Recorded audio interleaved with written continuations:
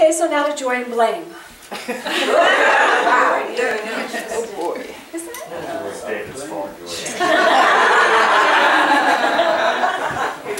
I could have done a whole service on blame, but it's just not as much fun. Okay, so let's talk about joy.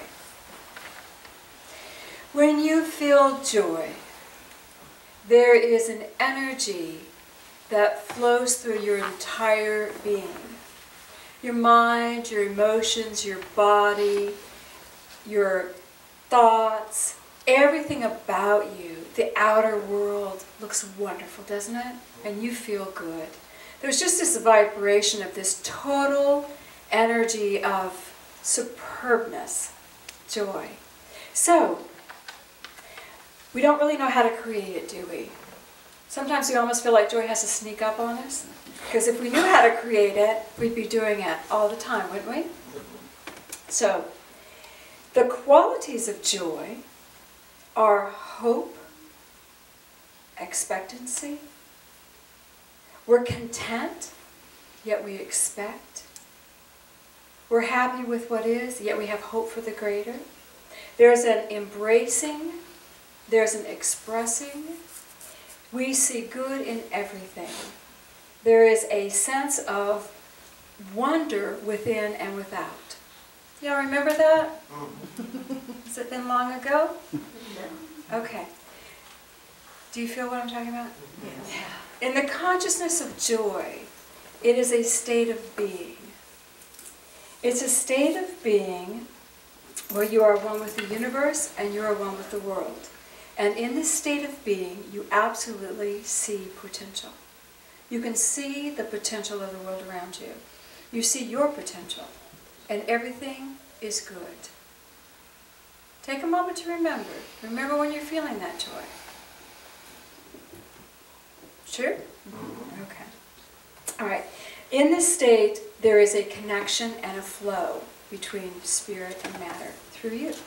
There's a connection and a flow. Okay. Now let's talk about happiness. We try to make ourselves happy all the time, don't we? Because that we have a handle on a little bit.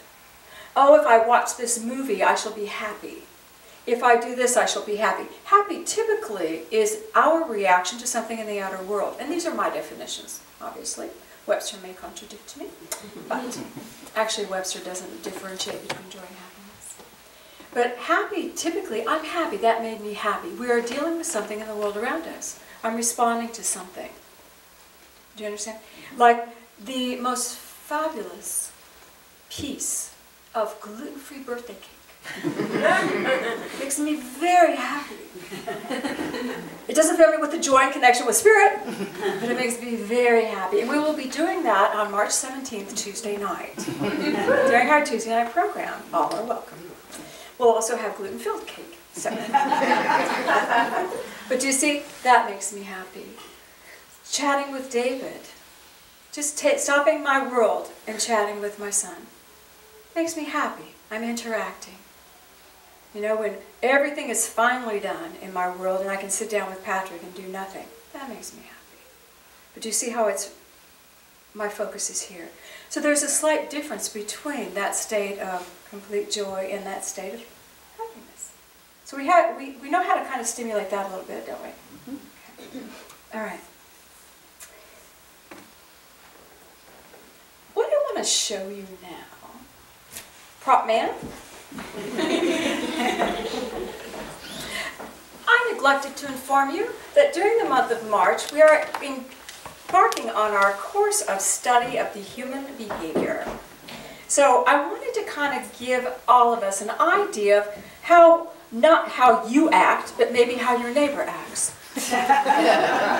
Or the guy sitting next to you. So my first guinea pig is Miss Kristen Quarles. So we're going to stand here in the middle. This purple side represents spirit, the beautiful unformed energy of spirit. And this represents the world, how she takes her light out into the world. When she is in joy, she has a foot on both sides, a foot in spirit and a foot in the world. And her focus is in the balance. Everything is beautiful and good. You see? When she becomes happy, she turns her focus to reacting to the outer. And she enjoys the outer. And it's wonderful. And then something happens in the outer that she doesn't understand.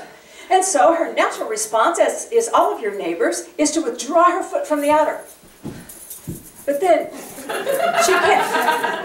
she can't balance totally in spirit because she lives in the outer world. So the only thing that she does, she looks at what was it in the outer that bothered me. Oh, and she blames somebody. Now she has rebalanced herself in a way that she can now function in the world. But she rebalanced herself through blame. What you blame, you attach to. Do you realize that? Now, where is her focus? Outer. How much channeling is she going to get? No. But she stays in this space. So now we're going to put her back in spirit. If she stayed strictly in spirit and let it go, she would really have no way to balance. And until she healed what's in the outer, looking at the outer again, what made her upset, until she heals that, she's going to go back to blame. Now, you will tell me you don't blame. Go ahead. Yeah, you do. Do you ever get angry at anybody? No. You're blaming them. Anytime you get irritated that someone has done something to me, what am I doing? I'm blaming. Now, back in our blame stance, that's how a lot of you look walking through the world. Thank you, Kristen. Demo number 2. Now, this is Noelle, and this is some of you. We are balanced in spirit, balanced in our outer, and joyful, so joyful. And you live in metaphysics, so now you're happy, and when you're happy, you turn to the outer world, and you look at something in the world, you're so happy. And then something happens in the world that bothers you and scares you, and you have to pull your foot back out. And you go into spirit, and you can't balance in spirit, but because you're so spiritual, you say, to heck with the outer world, I shall stay here. And then you go into your pose of the tree. I will not have a foot in spirit. In matter. I will not have a foot in matter. I shall stay in spirit because I will not have anything to do with matter anymore. Yes? Yes. You can only hold this pose for so long. Yes. And then, after a while, you realize you've got to get back in matter to balance, and your mind goes immediately to what ticked you off, immediately to what offended you, and then you blame. And you blame as well. And you'll blame until you're tired of blaming, and then you'll go back into your I am greater than you spiritual pose.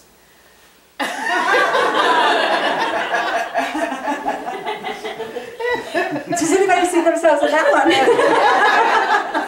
Thank you, Noelle. Blame is an automatic response to balance you in the world. I want you to think about that.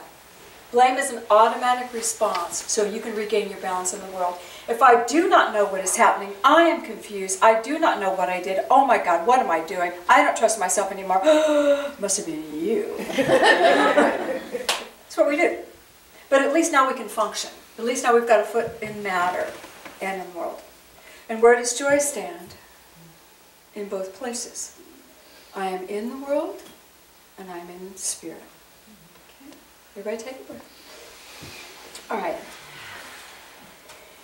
Blame. When you blame, you know where your power is going? To the person you're blaming. It's going outside of self. You're losing your central core. You're losing your ability to channel. You're losing your ability to connect. And your whole focus now goes to that person that ticked you off. So let's talk about Jesus for a second. Guess what Jesus didn't do? Blame. He didn't blame. Do you realize that? There's several stories in the Aquarium when Ruth comes to him and she says, you know, my husband just kicked me out of the house. And all I did was talk about you and tell him how much I loved you, and he just got mad at me, and I got mad at him. We had a big old fight, and he kicked me out. And Jesus said, okay, Ruth, you're not the only one responsible here. You participated as fully as he did. There's no one to blame. Take responsibility. Remember? And what did he do? He sent her home. Go home and don't talk about me. Don't talk about the Christ. Don't talk about God. He's a Pharisee. He's doing life his way. Honor him. Honor yourself and see what happens. And if you live a life of love, you may win him over. And several chapters later, she won him over just by keeping her mouth shut and living her truth. No blame. There was a time when he was talking to a group of people, and some of the folks were confused, and they were saying, well, what about when the Romans killed everybody when they were standing up for God? Okay. He didn't go there. He said, you don't understand. Every single human being has their own mission and their own purpose, their own divinity, their own actions. We cannot judge the Romans, and we cannot judge the people. He went back to understanding uniqueness, the uniqueness of each one. There was another time when two fellows came up, and one was particularly angry with the other because there had been a will left, and the brother wasn't cooperating with giving him his stuff, and Jesus should stand in judgment of them. And he said, no, thanks, that's not my job. Love each other, now go home. Every time they tried to pull him into a situation where he would look at anyone in the outer and blame, he would never do that. Why? His power was never outside of God. It was never outside of God. It was always in him, in his relationship with God. Blame creates enemies. Do you all realize that? Do you know the greatest way to unite two opposing forces? Create a common enemy. If you have two opposing forces that do not get along, get them both mad at the same person at the same time. It happens in marriage counseling. I watched it over the years. If the husband and wife will both get mad at me simultaneously, they will quit counseling, but it will buy them another 3 years in their marriage. Because they have a common enemy. They can be mad at me and blame me for everything now that's going on in the world, and that's great. I've been through it enough to know, well, okay, great. Y'all enjoy each other. But they'll end up in another counselor's office 5 years from now, and likely divorced. We've used these energies to balance ourselves in the outer, and we don't even realize we're doing it. Do you realize that? You don't even realize you're doing it. Okay. Every time you say, yeah, but you, guess what you're doing? Yeah, but you. You're blaming. And if you've had a relationship with a significant other, you've said that many times. It's our go-to point. Yeah, but you. If you had not done that, I would not have reacted in this way. So therefore, it's all on you. Now, where's my power? I just gave it to them. I just gave it to Patrick. He's heard it many times. Yeah, but if you just behave.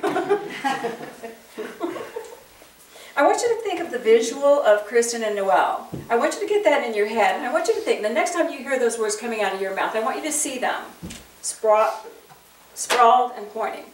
I want that to be in your brain. That is what you look like at this point. Oh. Oh. It could be, instead of, yeah, but you could say to yourself, yeah, you did provide me a way to see a block that I have to my greater good. Because that's exactly what they did. They just showed you what irritates you, and what irritates you shows you what's not flowing within you, and what's not flowing within you is a block within you. Yeah.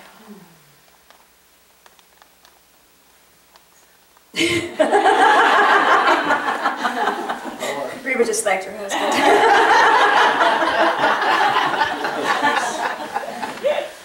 All right. Is everybody with me so far? So what about when you get blamed? Do you get blamed? I'm always shocked when I get blamed. Of course you get blamed.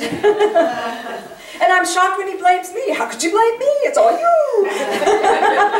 I'm perfect. No, but when I get blamed by someone in the outer, I'm always shocked.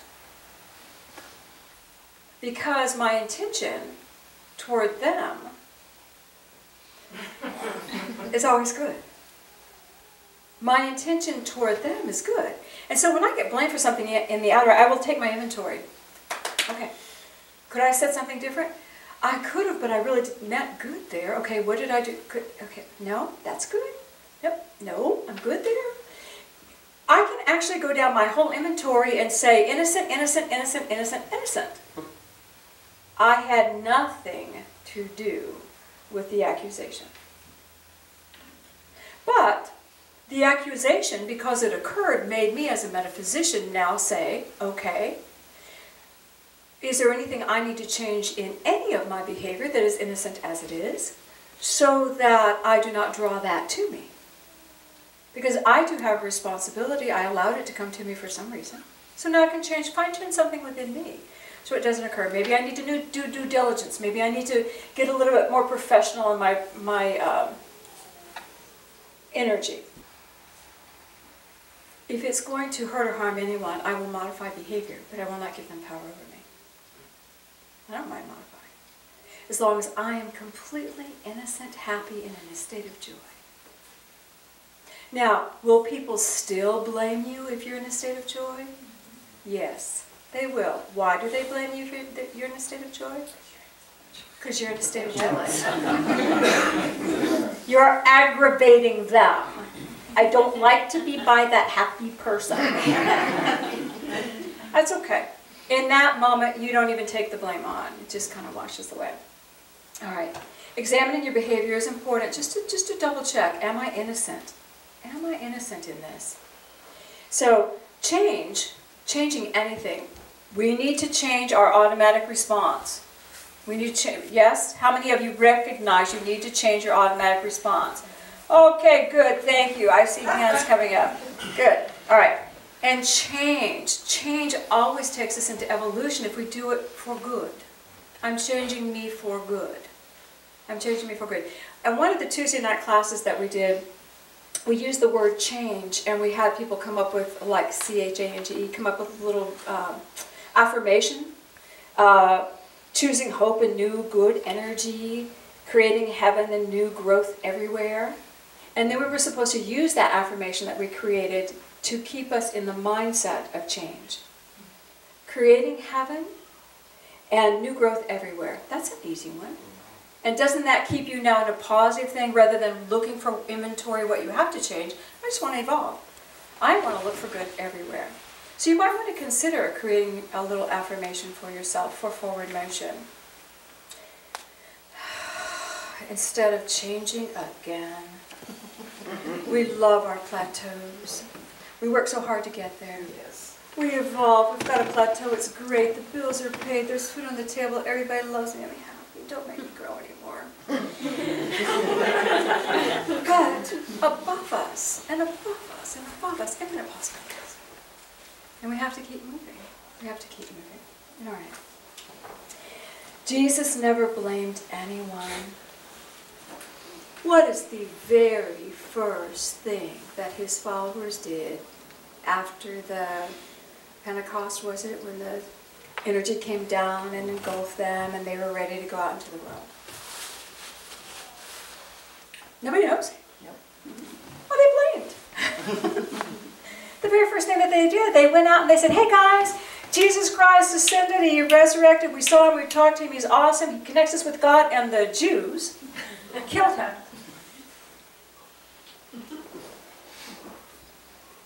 They did. Love them all. But they did. Love me too, but I have too. You know? We have to watch our heritage from Christendom. Because that was the go-to place, the human behavior that we inherited. Yes, we can say all these wonderful things about God, but yeah, we got to point to somebody else too. Why do we do that? I've already given you the answer. Common enemy. Common enemy unites. Adriana's going, don't point at me. It's tough stuff, huh? It's tough stuff. We want to change without blaming and without making somebody else less than, bad, or someone we don't want in our field. We want to make our life about us. We are all divine by purpose, but unique in expression. Divine by purpose, unique in expression. Every single person on the planet, no matter what they seem to be doing, is a child of God. At some level, they are learning something. They have a divinity in there somewhere. They may not be demonstrating it. They may be demonstrating power. They may be demonstrating all kinds of things. Is that yours? You are here to demonstrate your life. What is within you that you need to express? Unique in expression, divine by nature, unique in expression. Unique in expression. Blame is not healthy for our forward motion. I will not tell you it's not healthy for your growth. Maybe you need to do it. But remember what you look like. That's all I ask of you. Just remember what you look like when you do. And remember, we're not in the flow of joy. Joy, that balance, heaven and earth, those energies moving through, the very cells of your body are singing. Nothing is an impediment to your expression when you are in joy. Nothing stops you. No blame, nobody's opinion, nothing stops you. Do you all feel that often enough? I don't. No, I would like to feel it every day. I would like to feel it once a month. That beautiful, ecstatic joy. Do you know why we tend to hit that joy in spring? Don't you get the euphoria in spring? Because all of the greenery is growing up around us. Everything is moving, change, hope, beauty, peace. Nature is just exploding around us, and that tells us you can explode from within. It's just supporting our expression and being. It supports our joy.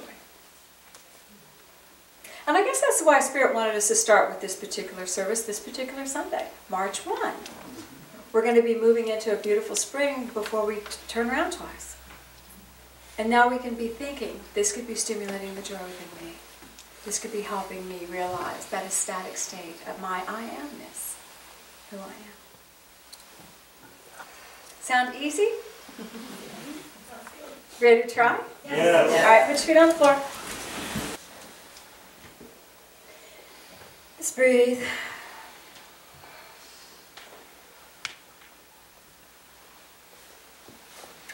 I want you to become aware of your left foot and become aware of your right foot. And I want you to feel a balanced energy as they are on the floor. When you have that, say okay out loud. Okay. Okay. All right. I am in the world, and I am creator of my world. Breathe and just visualize a beautiful column of light coming over you. This is just food for you, for your spirit. Feel that beautiful love of God pouring through the column of light. Feel that you are God's child. And I want you to notice where the light goes. Does it go into both right and left foot? And if it favors one or the other, direct the light so that your feet are balanced. You may be more prone to stand in one energy or the other. And when the energy is balanced in both feet, say okay out loud. Okay. Good. And let your focus go to your heart. Father, Mother God, we thank you that your light feeds us. We thank you that all we need comes to us. And that we can walk fully aware of ourselves as your child and as a creator in this earth.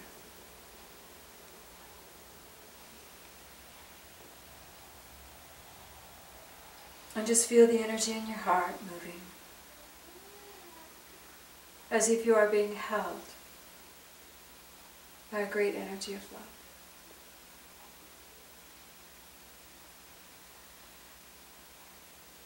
And let that heart energy just begin to move out through your field, filling the column of light as well. And become aware that as you send this love, there is no one that you blame in your world. Just look around, there's only love.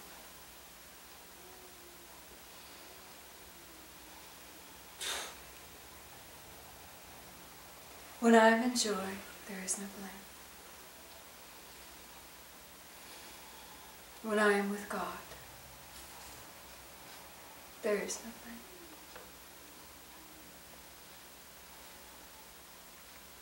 Send your gratitude to God.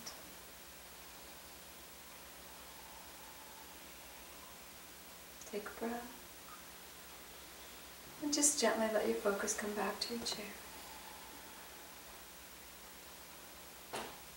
There's only one.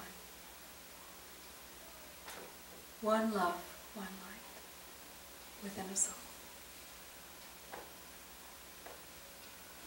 Feel our connectedness and feel peace. Breathe again, and when you're ready, you can gently open your eyes.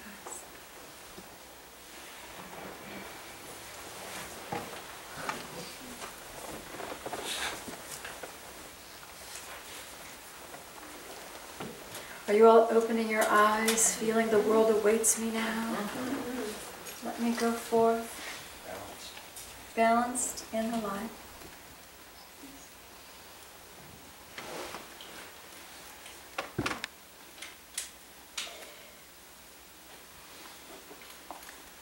Seek joy, be happy.